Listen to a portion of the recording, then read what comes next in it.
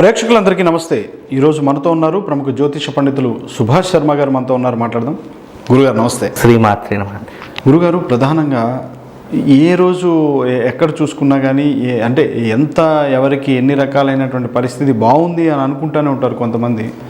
మళ్ళీ వెంటనే వాళ్ళకి ప్రతికూలమైనటువంటి పరిస్థితులు వస్తాయి.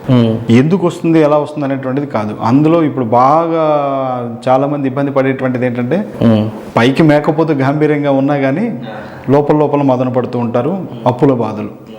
కానీ చాలామంది చాలా రకాలైనటువంటి రెమెడీస్ చెప్తూ ఉంటారు. మీరు అందులో అమ్మవారి ఉపాసకులు, తాంత్రికంగా కూడా మీరు ఉపాసిస్తూ ఉంటారు, ఎన్నో సూచనలు చేస్తుంటారు.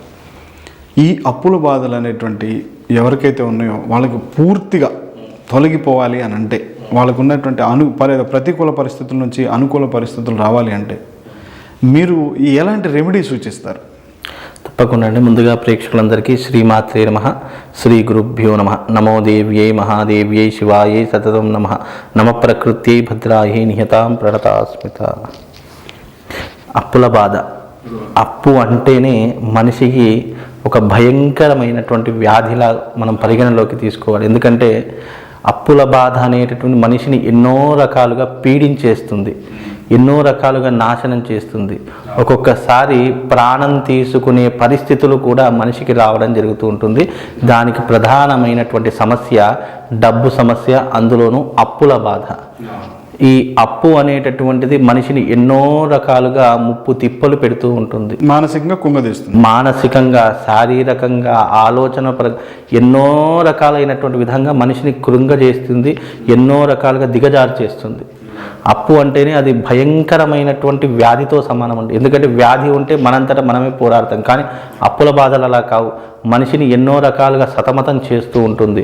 ఎవరి దగ్గర కూడా మనము తలెత్తుకుని తిరుగుతాము, వాళ్ళ దగ్గర తల దించుకునేలా చేస్తుంది ఈ అప్పుల బాధ అనేటటువంటి. ఎందుకంటే ఇది స్వయంగా అనుభవించాను.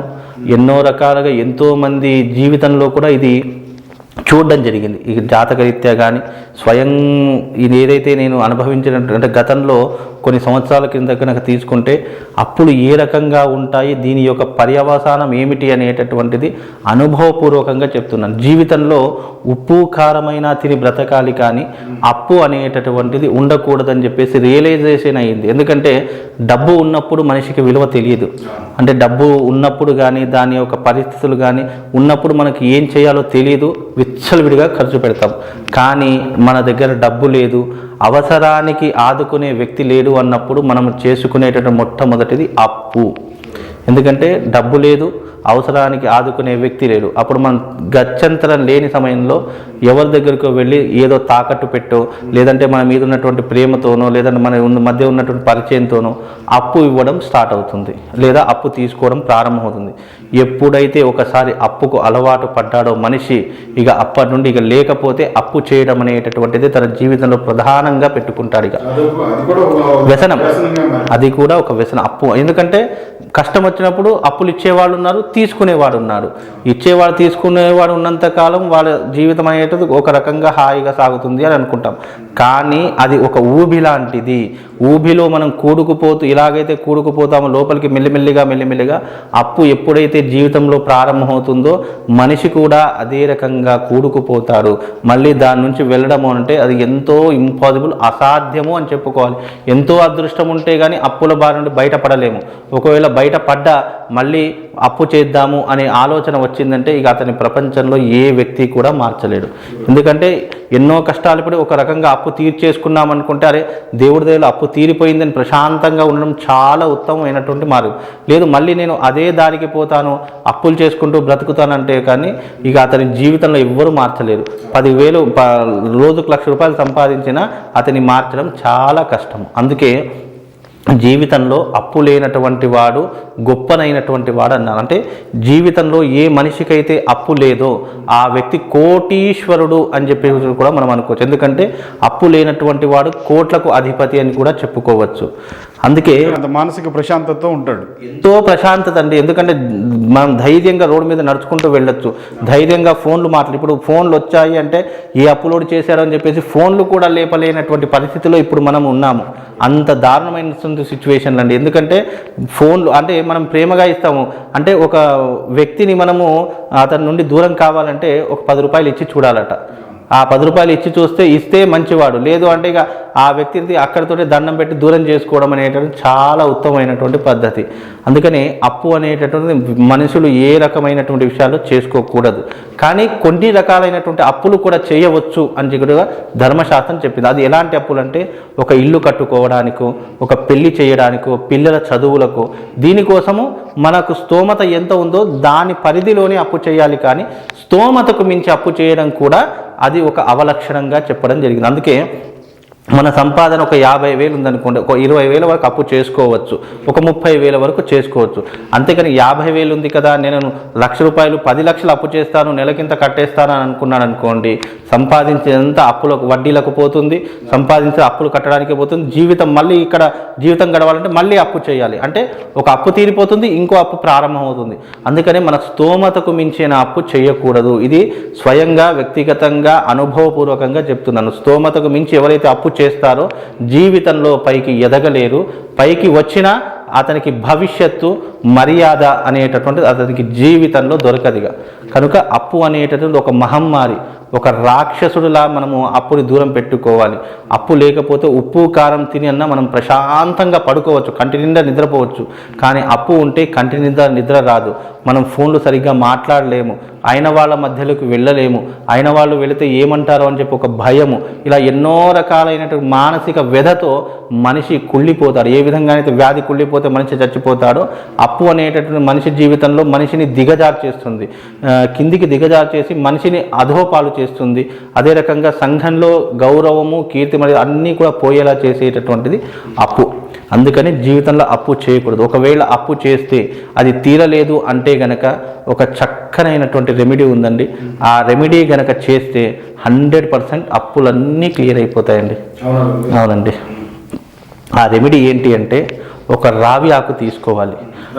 రావి ఆకు తీసుకొని పసుపు, కుంకుమ, సున్నము ఈ 3 కూడా కలిపి ఒక బౌల్లో తీసుకొని కలిపి ఆ రావి చెట్టు ఆకు ఉంటుంది కదా, ఆ ఆకు మీద ఓం శ్రీం హ్రీం క్లీం ఈ 3 పదాలు రాయాలి. ఓం శ్రీం హ్రీం క్లీం, హ్రీం కాదు, హ్రీం, హి. ఓం శ్రీం హ్రీం అనేటటువంటి అక్షరాలు రాసి ఆ యొక్క ఆకుని ఏవైతే మనం సమస్యతో బాధపడుతున్నామో ఆ సమస్యను, అప్పుల బాధతో బాధపడుతున్న నా అప్పులన్నీ తీరిపోవాలి అని చెప్పేసి పైన బీజాక్షరాలు రాసి కింద వాళ్ళకున్నటువంటి సమస్య రాయాలి.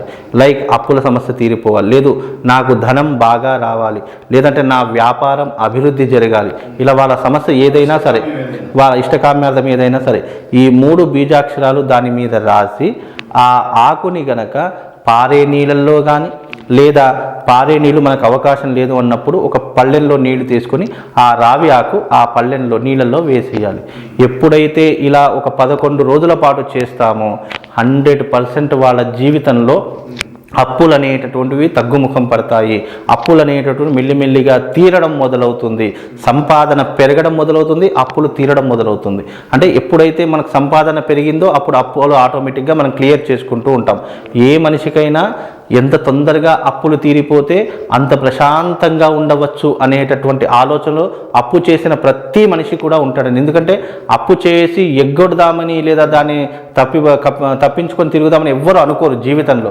అది పరిస్థితుల ప్రభావం రీత్యా ఒక్కొక్కసారి మనకు అప్పుల బాధ ఎక్కువైపోయినా, అప్పుల సమస్యలు ఎక్కువైపోయినా కొన్ని రోజులు తప్పించుకొని తిరుగుతాం. కానీ ప్రతి మనిషికి అప్పు ఎక్కడైతే చేశారో అవి తీర్చుకొని ధైర్యంగా నడుద్దామనేటటువంటి ఆలోచన ప్రతి ఒక్కరికి ఉంటుంది.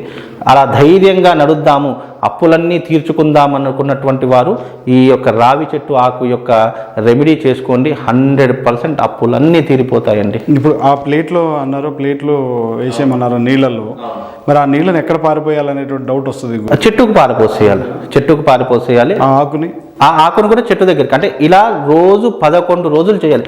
ప్రతిరోజు 11 రోజుల తర్వాత వాళ్ళకు ఒక రిజల్ట్ అనేటటువంటిది వస్తుంది కదా.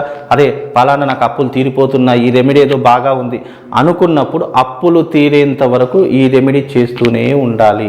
11 రోజులు నిరంతరం చేస్తూ, ఎప్పుడైతే అప్పులు మనకు క్లియర్ అయిపోతాయో అప్పుడు ఆపేస్తే సరిపోతుంది. అప్పులు తీరేంత వరకు ప్రతిరోజు రావి చెట్టు ఆకు తీసుకోవాలి.